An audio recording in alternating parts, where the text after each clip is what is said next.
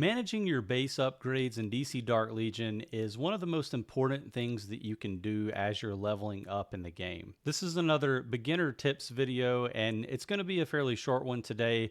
I just want to highlight some of the things that you can do to make sure that you are preparing for late game as you're going through and leveling up all of your rooms in your base. And the most important room that you're going to be upgrading is obviously the War Room. Now, there have been some changes made to War Room upgrades recently. If you have been following this channel for a while, you know that one of the first graphics I put together for the community was a War Room upgrade guide. That guide is largely defunct now. It might have a little bit of helpful information in it, but what they did was they removed one of the resources for upgrading the War Room, and they replaced it with completing levels or stages of the Dark Portal. So let's go ahead and accept this War Room upgrade. You can see that we're ready to upgrade to War Room level 28 now. Get rid of that pop-up. So we go back in and we hit upgrade, and when we get to the higher levels, it looks like the Dark Portal requirement goes away. So right here, we really just need to upgrade Training Nexus to level 27 and then have a certain amount of cash on hand, and we should be able to do the upgrade. So we're going to go ahead and hit that upgrade. You see that does take 120 hours, so quite a lot of time. And typically, like the way I view this, that the War Room upgrade timing is going to increase every time you do it.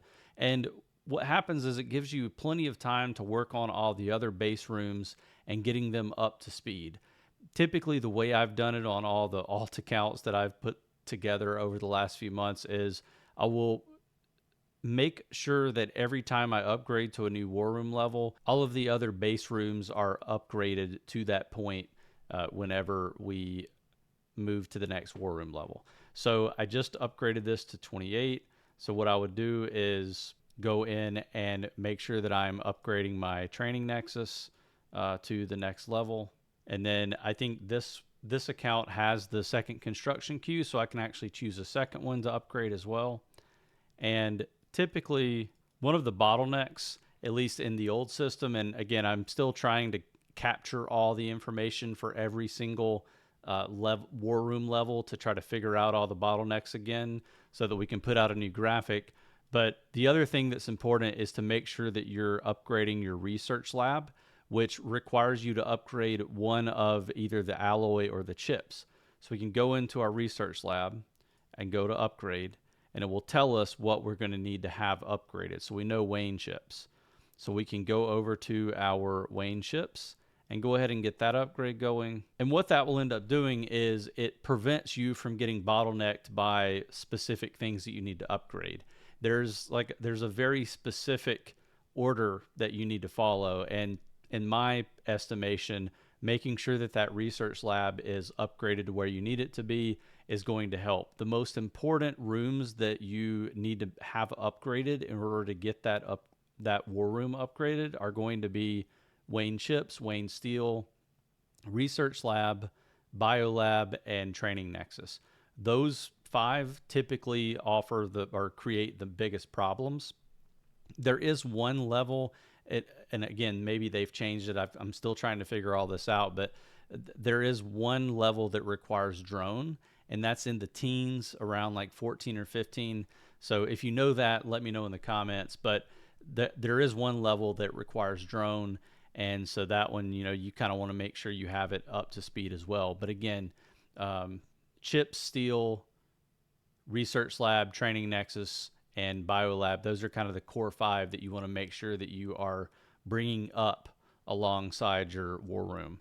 The things like the lounge, the living quarters, the library, medical bay, those are important to try to make sure you get up to level 10. Level 10 is the max. That's going to take a while if you don't have the second construction queue. So it's kind of one of those things that you can probably overlook or get away with just having it like level 5 or 6 for quite a while you're trying to catch up. When you get to these higher War Room stages, it is going to be a lot easier for you to get everything caught up to speed and then circle back on some of these lower level priorities. The other thing that is important is power. I like to make sure that my power, and you can see the power up here in the top left, power status, you want to make sure that you're at least at the 20% efficiency mark. It does start getting difficult at the higher war room levels if you have everything caught up, basically, to stay at that 30% mark until you have your research tree fully researched, and that's going to take you quite a while. So just try to make sure you stay at this 20% mark. At a minimum, you stay at the 0. You do not want to let your power supply get to a point where you're at negative percentage here. It's going to hurt your account really badly. That really is all there is to the base upgrade strategy that I employ. Again, I'm working on getting a new guide put together for this. We'll try to get that out to you in the next few weeks. It's just going to take some crowdsourcing to try to get all of the war room levels and the war room requirements all over again. Especially some of these higher levels are going to probably be difficult to source. And I'll point out, I know that Helen said in her most recent newsletter, they were looking at making some changes to how base appointment works and some of the other systems around your base. So be on the lookout for more information around that. I do have a base appointment guide that I put together with really Tavoco was the instrumental person around putting that guide together. It's kind of a simple one. I mean, at some point down the line, once you have a lot of mythics unlocked on your account, even at low levels, you'll be able to include those into your rooms, and you're going to get that 30% bonus on most, if not all, of your rooms. So over time, it's not going to matter as much. But again, for any of you guys who are at the lower stages, like you're still trying to build your account and get to end game, that base room appointment guide and this war room upgrade guide can be quite instrumental in trying to build your account up. So we're trying our best to get those upgraded for you, and be on the lookout for that hopefully sometime in September. If you have any questions or comments or feedback about this base room strategy or anything else beginner tip related, definitely leave that in the comments below. If you're a beginner or new player and you're looking for any information that you can't find out there, definitely leave me some information here, or you can join my Discord server on Discord. Links in the description for that, and let me know what you're looking for there. I'm happy to either get it myself or reach out to one of my fellow content creators and see if they already have something that we can share to you. So happy to help with that. If you haven't done so already, hope you'll consider subscribing to the channel. It helps with the algorithm, and it will make sure that you get notifications anytime I put out new DC Dark Legion content. And if not, I'll see you on the next video.